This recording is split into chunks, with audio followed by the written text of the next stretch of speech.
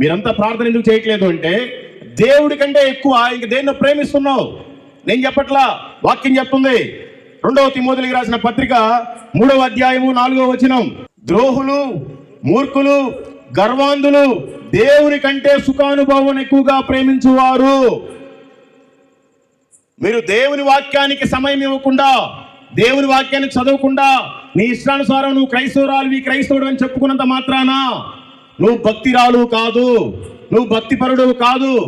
నువ్వు గర్విష్ఠువి, నువ్వు ద్రోహివి, నువ్వు మూర్ఖుడివి. అందుకే నీకు దేవుని వాక్యానికంటే ఎక్కువ వేరే దాన్ని ఇష్టపడుతున్నావు. సినిమాని ఇష్టపడుతున్నావు, సీరియల్ని ఇష్టపడుతున్నావు, చాడీలు చెప్పడం ఇష్టపడుతున్నావు, అబద్ధాలు చెప్పడం ఇష్టపడుతున్నావు, వాళ్ళకి వీళ్ళకి గొడవలు పెట్టే పనిలో ఉన్నావు. నువ్వు క్రైస్తవుడు అని చెప్పుకోకు. దయచేసి మారండి. ఆమోసు గ్రంథము 5వ అధ్యాయము 12వ వచనం వాక్యం ఈ విధంగా సెలవిస్తుంది. మీ అపరాధములు విస్తారములైనవి, మీ పాపములు ఘోరమైనవనియు నేను ఎరుగుదును. మీరు అనుకుంటున్నారు నేను చేసే పాపం ఎవరికి తెలియట్లేదులే, నేను చేసే తప్పు ఎవరు చూడట్లేదని మీరు అనుకుంటున్నారు. ఆల్రెడీ దేవుడికి తెలుసంట, ఆయన హెచ్చరిస్తున్నాడు.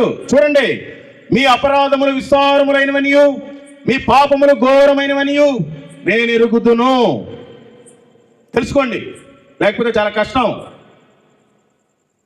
చాలామంది ఇంకా టైం ఉందిలే, బాప్తిసం తీసుకోవడానికి ఇంకా కొంచెం సమయం ఉందిలే, ఇంకా నేను అప్పటి వరకు సిగరెట్లు తాగాలి, అప్పటి వరకు మందు తాగాలి, అప్పటి వరకు వ్యభిచారం చేయాలి, అబద్ధాలు ఆడాలి, బూతులు మాట్లాడాలి, ఇంకా సమయం ఉందిలే అని నువ్వు అనుకుంటున్నావు.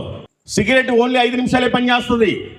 క్యాన్సర్ వచ్చి కూర్చుందంటే నీ జీవితం నరకానికి తీసుకెళ్ళిపోద్ది. వ్యభిచారం 10 నిమిషాలే పనిచేస్తుంది. ఏదైనా ప్రాబ్లం అయిందంటే HIV, నిన్ను ఎయిడ్స్, నరకానికి తీసుకెళ్ళిపోద్ది.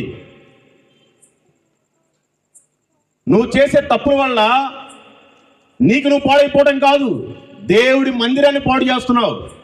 ఎవరైనా ఇప్పుడు మతోన్మాదులు వచ్చి నూతన యెరూషలేము దేవుని సంఘం అని పెట్టుకున్నావు, ఆ తుడిపేసాయి, ఆ సిలువ ఎరగొట్టేసాయి, ఆ లైట్లు పగల కొట్టేసాయి అని చెప్తే మీరంతా ఆగుతారండి? ఎవరు ఆగరు. మరి ఎవడో వచ్చి వాటిని తీసేస్తే నువ్వు ఆగవు. దేవుని ఆలయం నీ హృదయంలోనే ఉంది. ఆయన ఆలయాన్ని నువ్వు ఎన్నిసార్లు పాడు చేస్తున్నావు, ఎన్నిసార్లు కూలగొడుతున్నావు. రోమా సైనికులు యేసు ప్రభు వారికి ఒక్కసారే సిలువేసి బల్లెంతో పొడిచారు.